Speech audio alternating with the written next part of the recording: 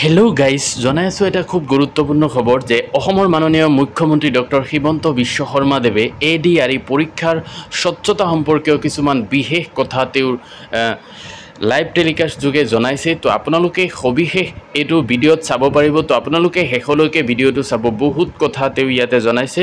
তো আপোনালোকে তেওঁৰ মুখেৰেই শুনক। ADRE পৰীক্ষা সম্পৰ্কে বহুত কিবা কিবি ব্যৱস্থা কৰিছে। তো আপোনালোকে শেষলৈকে ভিডিঅ'টো চাব। আজি মই স্বচ্ছতাক আৰু এখোপ আগুৱাই লৈ যাব খুজিছো। তৃতীয় বৰ্গৰ ADRE পৰীক্ষা সমাপ্ত হ'ল। এতিয়া মই এটা নতুন কথা ক'ব খুজিছো। 27 তাৰিখে সেৱাক আপোনালোকে আবেদন কৰিব পাৰিব মাত্ৰ 50 টকা দি। যে আপোনালোকে যিখন OMR চিট লিখিছিলে সেই OMR চিটৰ এটা ফটোকপি আপোনালোকক লাগে বুলি। অৰ্থাৎ আপোনালোকে লিখি থৈ অহা OMR চিটখন 27 তাৰিখৰ পৰা সেৱাৰ কাৰ্যালয়ত আবেদন কৰি সেৱাই তাৰ ধুনীয়া বিজ্ঞাপন দিব, কেনেকে এডভাৰটাইজ কেনেকে আবেদন কৰিব লাগে। আপোনালোকে চেণ্টাৰত জমা দি থৈ অহা OMR চিটটো এইবাৰ আপোনালোকে 50 টকা জমা দি সেৱাৰ পৰা লৈ আহিব পাৰিব। ফটোকপিৰ খৰচ 50 টকা। ঘৰত লৈ আহি OMR চিটটো এইবাৰ আপোনালোকে পৰীক্ষা কৰিব পাৰিব যে মই শুদ্ধ উত্তৰ দি আহিলো নে নাই। শুদ্ধ উত্তৰটো কি? 28 তাৰিখে আমি এনসাৰ কিটো সেৱাৰ ৱেবছাইটত আমি প্ৰকাশ কৰিম। অৰ্থাৎ 27 তাৰিখৰ পৰা আপোনালোকে OMR চিটখন আবেদন কৰি সেৱাৰ পৰা ল'ব পাৰিব। 28 তাৰিখে সেৱাৰ ৱেবছাইটত এনসাৰ কি, প্ৰত্যেকটো প্ৰশ্নৰ উত্তৰ কি হোৱা উচিত তাকো আপোনালোকে চাব পাৰিব। অৰ্থাৎ ঘৰতে বহি মইনো কিমান নম্বৰ পালো, OMR চিটখন হাতত উলিয়াই লওক, এনসাৰ কি লগত মিলাই চাওক আৰু 100ৰ ভিতৰত 50ৰ ভিতৰত মই কিমান নম্বৰ পালো সেয়া ঘৰতে বহি মই হিচাপ উলিয়াই ল'ব পাৰিম।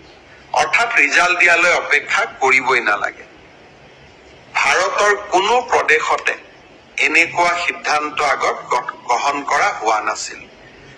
OMRৰ কপিও পাব আৰু এনসাৰ কিটো উপলব্ধ হ'ব।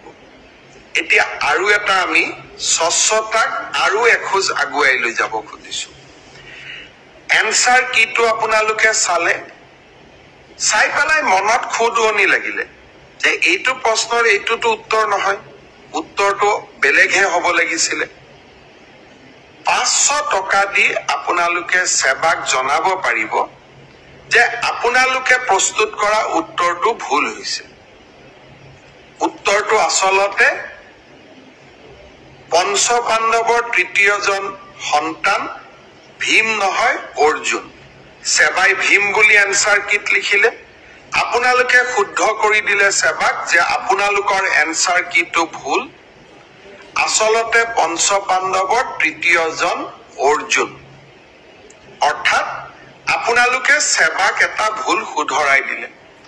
তৎকালীনভাৱে সেই 500 টকাটো আপোনালোকে উভতাই পাব। 500 টকাটো আমি এই কাৰণেই ফিজ লৈছো, নহলে সকলোৱে এনসাৰ কিটো ভুল বুলি হাৰাশাস্তি কৰাৰ ৰাস্তাও ল'ব পাৰে। যাতে হাৰাশাস্তি কৰাৰ ৰাস্তা নলয় সেইবাবে আমি এটা 500 টকা ল'ম। কিন্তু যদি আপোনালোকৰ পৰামৰ্শ শুদ্ধ হয় আমি সেই 500 টকাটো উভতাই দিম। অৰ্থাৎ আজি মই স্বচ্ছতাৰ দিশত 3টা কথা ক'লো। অহা 27 তাৰিখৰ পৰা স্বচ্ছ পৰীক্ষাৰ ক্ষেত্ৰত মই 3টা নতুন সিদ্ধান্ত আজি মই ঘোষণা কৰিলো। এটা হ'ল যে আপোনালোকে OMR চিটটো, যিটো চিটত আপোনালোকে আনসাৰ কৰি আহিছে তাৰ ফটোকপিটো অহা 27 তাৰিখৰ পৰা আপোনালোকে সংগ্ৰহ কৰিব পাৰিব সেৱাৰ কাৰ্যালয়ৰ পৰা। তাৰ প্ৰচিডিউৰটো বিজ্ঞাপনত আহিব। 50 টকা দি আবেদন কৰিব লাগিব। 50 টকাও ফটোষ্টেটৰ খৰচ। দ্বিতীয়তে 28 তাৰিখে আপোনালোকে এনসাৰ কিটো পাব যাতে OMR আৰু এনসাৰ শিটটো মিলাব পাৰে আৰু এনসাৰ কিটোত যদি আপোনালোকে কিবা ভুল দেখে সেইটো আপোনালোকে সেৱাক জনাব পাৰিব 500 টকা দি আৰু আপোনাৰ পৰামৰ্শ বা আপুনি যেটো ভুল বুলি কলে হি যদি বিশেষজ্ঞসকলে সঁচাই ভুল বুলি কয় আমি আপোনাক সেই 50 টকাটো উভতাই 500 টকাটো আমি উভতাই দিম একাংশ পৰীক্ষাৰ্থী আমাক প্ৰশ্ন কৰিছিল যে OMR সিটত ফটোটো কিয় দিছে মই চালু অন্ধ্ৰপ্ৰদেশ মহাৰাষ্ট্ৰ আজিকালি সকলো ৰাজ্যৰ পৰীক্ষাত OMR সিটৰ লগত ফটোটো দিয়ে যাতে এজন পৰীক্ষাৰ্থীৰ নামত আন এজন পৰীক্ষাৰ্থীয়ে পৰীক্ষাত অৱতীৰ্ণ হ'ব নোৱাৰে আজি মই সেৱাৰ বিষয়াসকলৰ লগত কথা পাতিছিলো তৃতীয় শ্ৰেণীৰ OMR সিট ইতিমধ্যে বনোৱা হৈ গল ড্ৰাইভাৰ বা তৃতীয় শ্ৰেণীৰ আন পোষ্টৰ কাৰণে আপোনালোকৰ মনোভাৱক কাৰণ বহুতে কৈছিল যে আমাৰ আইডেন্টিটিটো ৰিভিল হ'ব পাৰে আপোনালোকে কোৱা কথাটো নিশ্চয় কিছু মেৰিট আছে হে ভৱিষ্যতৰ ৰিক্ৰুটমেন্ট পৰীক্ষা ADRE পৰীক্ষাত OMR সিটত ভৱিষ্যতে ফটো লগোৱা OMR সিট ব্যৱহাৰ নকৰিবলৈ মই সেৱাক পৰামৰ্শ দিছো তেওঁলোকে মোক কৈছে যে স্যাৰ 29 তাৰিখৰ পৰীক্ষাত এয়া সম্ভৱ নহব কিন্তু নৱেম্বৰৰ পৰা যি অক্টোবৰত যি আমাৰ পৰীক্ষা হ'ব তাত আমি OMR সিটত ফটো নাৰাখো অৰ্থাৎ এইখন চৰকাৰক কোনোবাই ইতিবাচক সমালোচনা কৰিলে ইতিবাচক পৰামৰ্শ দিলে তাক গ্ৰহণ কৰাৰ সততা আৰু সাহস আমাৰ আছে কাৰণ মই সদায় বিশ্বাস কৰো মুখ্যমন্ত্ৰী বা চৰকাৰ ৰাইজৰ ওপৰত নহয় মুখ্যমন্ত্ৰী বা চৰকাৰ ৰাইজৰ তলত শ্ৰদ্ধাৰ ৰাইজ ফিক্সিংক লৈও কেইটামান সমস্যা বিশেষকৈ নলবাৰীত এটা সমস্যা দেখা গৈছে আমি এইকেইদিন নেশ্যনেল ওমেন কমিশন আৰু বিভিন্ন কেন্দ্ৰীয় চৰকাৰৰ পৰীক্ষাত ফ্ৰিস্কিং কেনেকে কৰে তাৰ বিষয়েও আমি আলাপ আলোচনা কৰিছিলো সকলোৱে এটাই উত্তৰ দিছে যে যদি সেম জেন্ডাৰৰ মানুহে সেম জেন্ডাৰক ফ্ৰিস্কিং কৰে তেতিয়া তাত কোনো বাধা থাকিব নোৱাৰে অৰ্থাৎ মহিলাই যদি মহিলাক ফ্ৰিস্কিং কৰে পুৰুষে যদি পুৰুষক ফ্ৰিস্কিং কৰে তাত আপত্তিৰ কোনো থল নাথাকে আজি আমি ষ্টেট ওমেন কমিশন মহিলা আয়োগ আৰু বিভিন্ন পৰীক্ষাত গ্ৰহণ কৰা ব্যৱস্থাৱলী সম্পৰ্কে আজি আমি পৰ্যালোচনা কৰিলো পৰ্যালোচনাৰ অন্তত আমি এইটো সিদ্ধান্তত উপনীত হলো